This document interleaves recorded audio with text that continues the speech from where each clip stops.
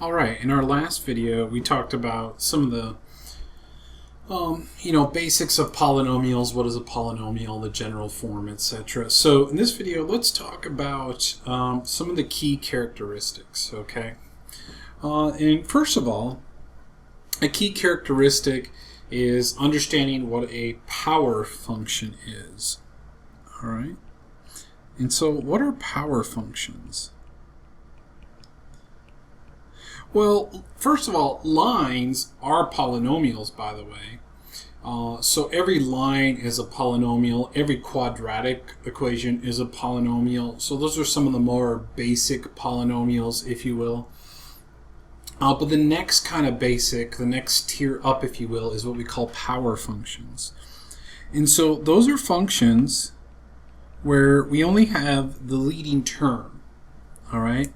So something like, let's say, 3x squared, or h of x is, let's say, negative 4x to the 7th, right?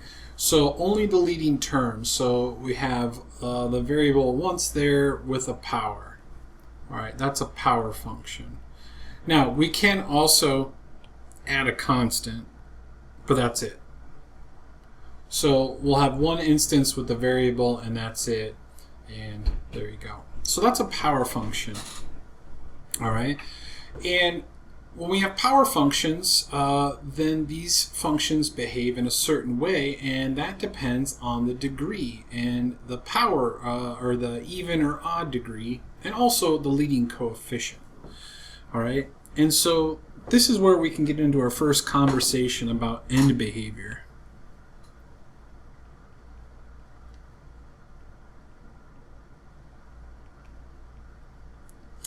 All right, and so let's see here. Let's get some black here. So, nope. There we go.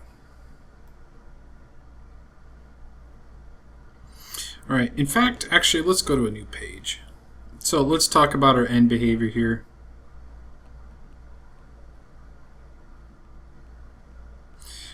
Now, what do we mean by end behavior? So as x goes to infinity, what happens to the outputs?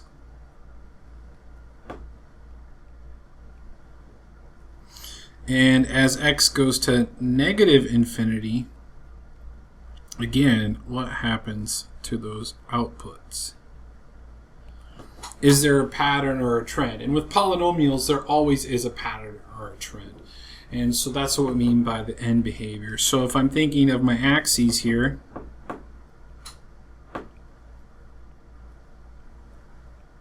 what I'm saying is, as I plug in values out here, as x goes to infinity, what are happening to the y's? So are the y's going up, up, up, up, up forever? Are they going down, down, down forever? Or do they flatten now or do something else real funky, right? Well, it turns out with a polynomial, and especially a power function, we know. And so if you have an even degree, it always looks like a parabola.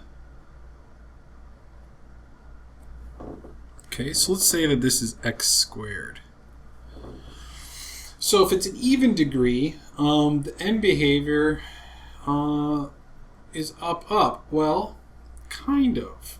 Okay, that's if your leading coefficient is positive, or in other words, greater than 0. Okay.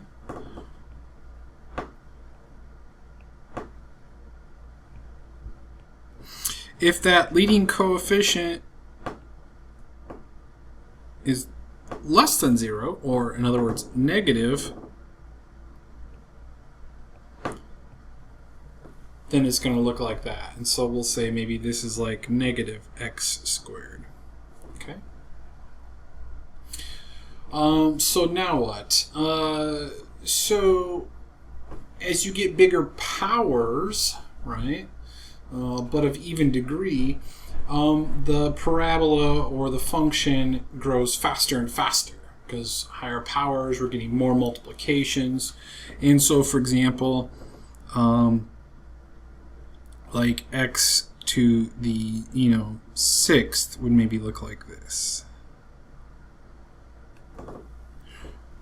But there's a little bit more to the story here, and so let's kind of zoom in inside here, okay? So we'll kind of do a little zoom in here, if you will. And so let's say this is 1 and -1, and then here is +1. Okay, so if it was x squared, well, 0 squared is 0, and then what's 1 squared? Well, 1 squared is 1, and it might look like this, right? And goes up, up, up. All right. Now, when you're between -1 and 1, you're actually a fraction, all right? And so what happens if I have 1/2 squared? Well, 1/2 squared is, whoops, don't need the parenthesis. When you square a fraction, you square the top, square the bottom, and so this is 1/4, right? Now, what if it was 1/2 to the 6th? So that's actually 1 over, pushing myself here. That is 60. No, oops, I actually wrote those backwards. 2 to the 6th. There we go. I think that's 64. I don't have a calculator handy. Right? So actually, when you have fractions and you do a power, they don't get bigger faster, they get smaller faster. So when you're in between -1 and 1, actually a higher power is going to make it kind of flatten out more. But when you're outside of -1 and 1, it does grow faster. Okay, so that is another thing about even powers, and when you're thinking of what are the shapes of these things. So between -1 and 1, on that limited window there, it does actually flatten out a little more, and so actually grows slower. But then outside of -1 and 1, it grows faster.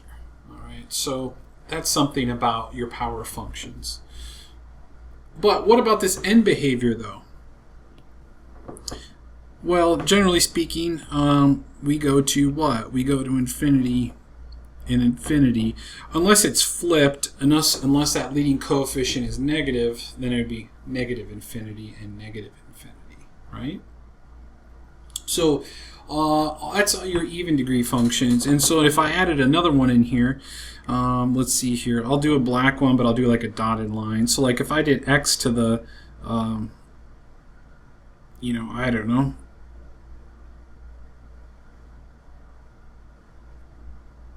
x to the 10th power, let's say, that's going to get even steeper, but it's going to get even flatter though in between -1 and 1. All right, so that's what happens with your power functions. That's even degree. So let's look at odd degree.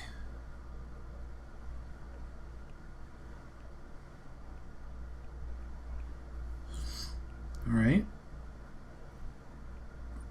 So if you're an odd degree and your leading coefficient is greater than 0, for example, x cubed, it looks like this. And so actually, as x goes to infinity, f of x goes to infinity, right? These are just growing bigger and bigger and bigger and bigger and bigger. So as I keep getting bigger inputs, I'm going to keep getting bigger outputs, right? And as x goes to negative infinity, f of x goes to negative infinity. Okay? And so odd degrees, the end behaviors are opposites. Okay? And similarly to what we just saw a moment ago, if I did x to the fifth, it's going to get a little bit flatter in here, but then it's going to get steeper. A little bit flatter, but then steeper. Okay? And then x to the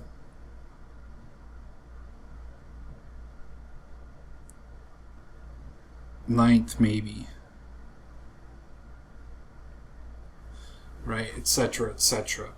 And that's leading coefficient of a positive. If my leading coefficient is negative,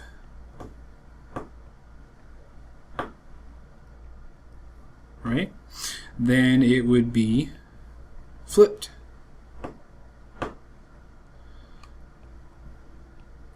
Which should make sense, because if my leading coefficient is, and this would be a negative x cubed as an example, well, if you plug a number in and you get this positive value as an output, well, if the leading coefficient is negative, we'll multiply that by negative and you get the negative version, right? And so that's why it flips and it's down. And so you get an opposite end behavior. And so, by the way, when we talk about end behavior, it's really good to use this notation up here. But a lot of times we'll do things like over here, the end behavior is down, up. So thinking as in reading left to right, and here the end behavior is up, down. So that's a common way we talk about it. Though what's up there in the little green box is the technical way you should think about end behavior. So that's power functions. But it turns out that this is going to be true of polynomials as well. So, and the reason why is that first term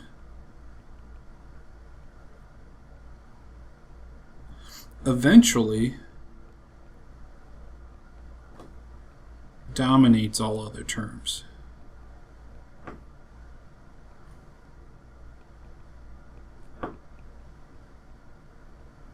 Okay, so if I had a function like f of x equals,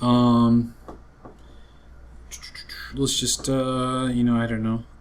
Well, I'm going to be using this one later, so might as well use it now. X to the fourth minus 4x squared minus 45, right? When you have smaller x values, these things can make a big impact, right? So like when x is 1, this 1 to the fourth power is just a 1, so this doesn't have a whole lot of impact, especially compared to what the 45 is doing with my output.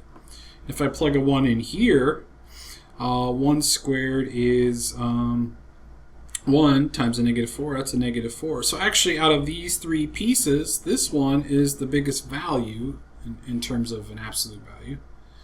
So it's doing the most in terms of what's happening in the function, right? But if I plugged in 100, this is going to just squash everything else. 100 to the fourth power is ridiculously big compared to what you're going to get here, and also compared to just a 45, right? And if I go even bigger, this is even bigger yet compared to these. And so eventually what we're saying is, once the numbers get big enough, this, because of how powers work, right, of exponents work, is just going to dominate and make the rest of these all look so tiny it doesn't matter. All right?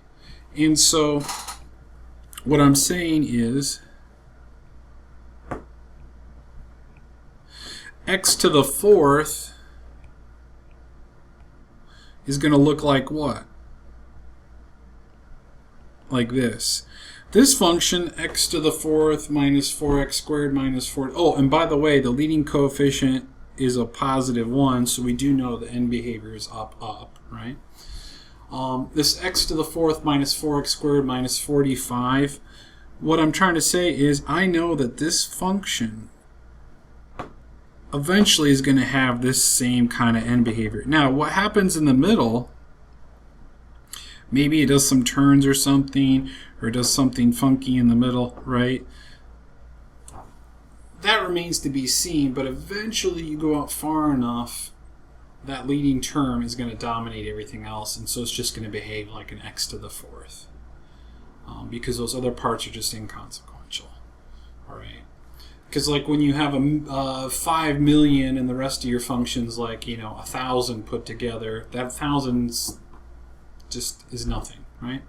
So that's the idea. And so we learn power functions. We talk about power functions mostly to help us understand. Well, turns out that is also how a polynomial behaves. So if you want to know end behavior, you just need to think and look at that power function,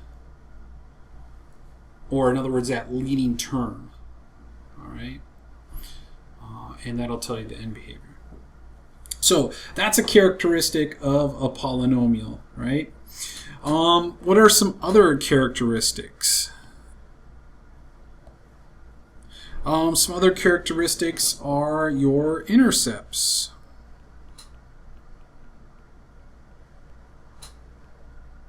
Right?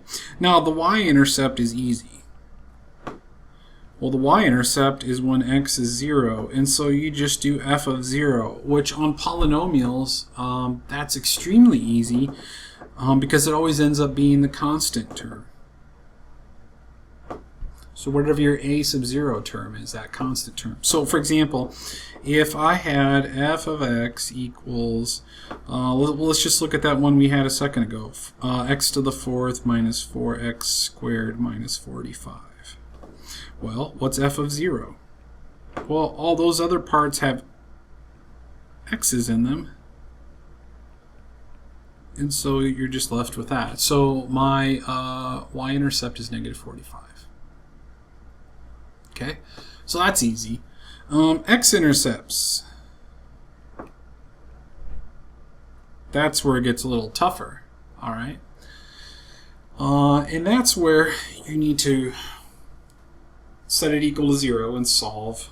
Right. So technically speaking, x-intercepts are when what? When y is 0. So in other words, we need to solve f of x equals 0. All right. Now, here are some facts for you about intercepts. You have a what? You have a maximum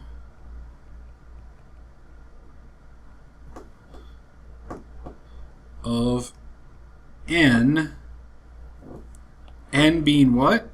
Your degree.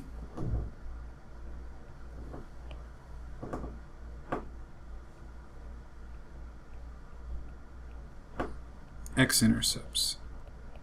Okay.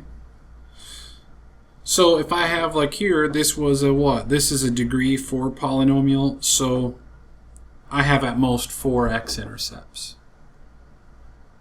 All right. Now you could have anywhere in between. So for example, if I have a degree 4 polynomial, and by the way, that's even. So let's see here. Let me do this in black. I'm going to draw this thing a couple ways just to show you. I'm not sure I'll need all of those, but let's have it ready.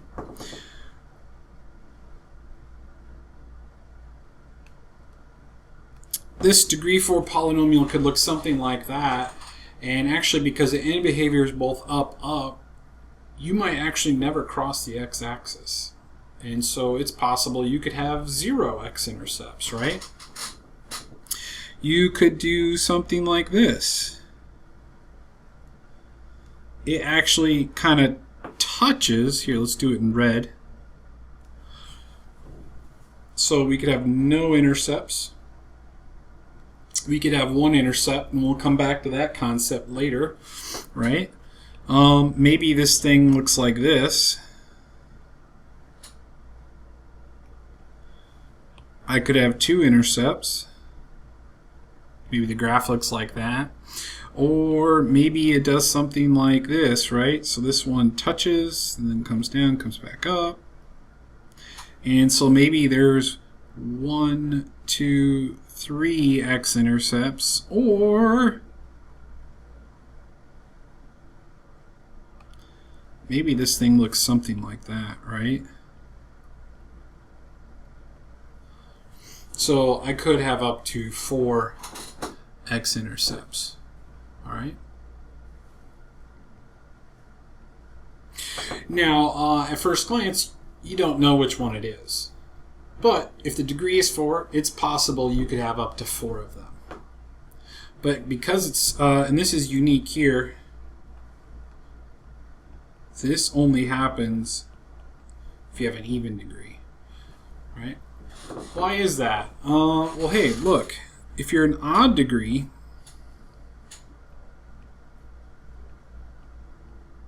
you know the end behavior is what? Opposites. So that function does something in the middle, who knows what, but it goes up and down, opposites.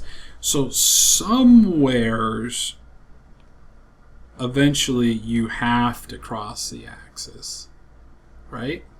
So when you have an odd degree, you're guaranteed at least one x-intercept. Okay.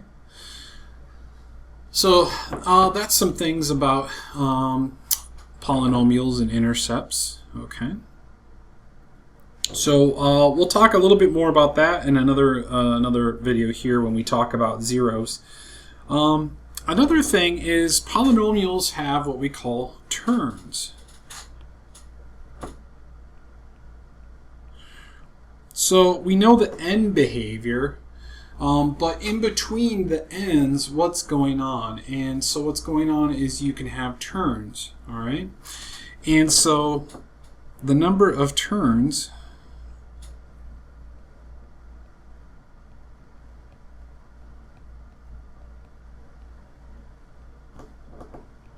is at most n minus 1. Again, what's n? N is the degree.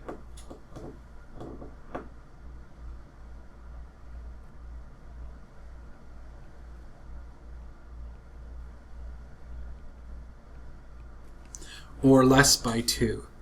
Now, what do I mean by that? So let's go back to my function I had a moment ago. So I had f of x equals x to the 4th minus 4x squared minus 45, right?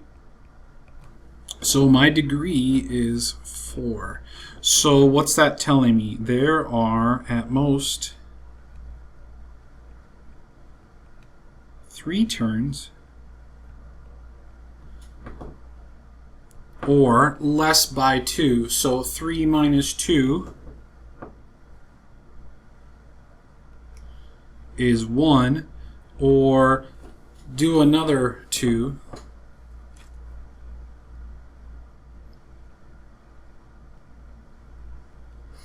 Well, that gets me negative 4. You can't, or not negative 4, excuse me, negative 1.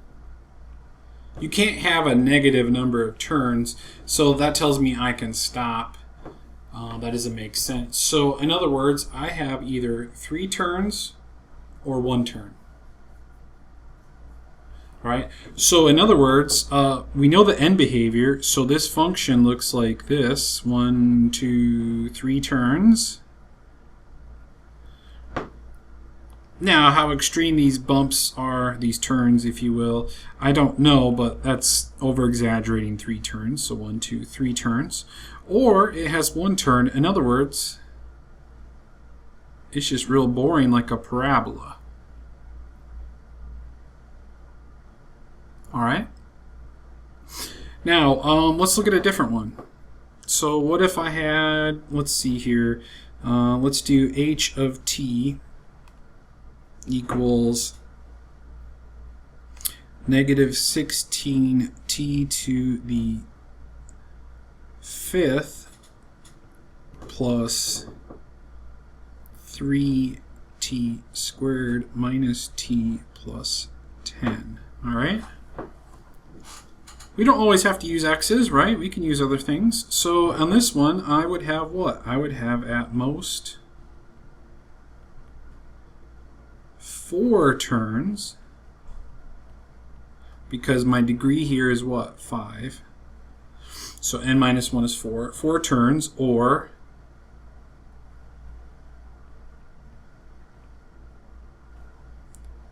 four minus 2, so less 2, less by 2, right? 2 turns, or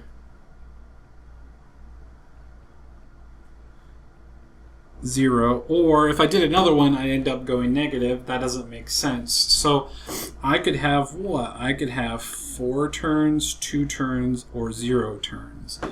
Now, what's my leading coefficient? It's negative. What's my degree? It's odd. So that tells me my end behavior is actually like this. And then 4 turns, so that tells me 1, 2, 3, 4. So something crazy like that. Obviously, again, I'm over exaggerating. Or it looks something like this: 1, 2. Or none. So in other words, it comes down and kind of flattens out and continues on. That's not a turn though. It's like a temporary flat spot. All right. Or in calculus, you'll learn that that's called an inflection point. Okay. So that tells me my function looks like one of those 3. Okay. So that's important to kind of understand that we can have these number of turns. All right. So some key characteristics: that degree, that leading coefficient. Those are key characteristics because they tell us the end behavior. That degree is also important because the degree tells us the number of zeros, right? And it also tells us the number of turns. And so those are all key things that we can look at when we look at those, when we look at a polynomial. All right, the next video, we're going to talk about how do you narrow down finding x-intercepts. So we're not going to even find them next video. We're just going to narrow it down. All right, so 2 things that we use to do that. And so check out the next video if you want to learn more about finding those zeros.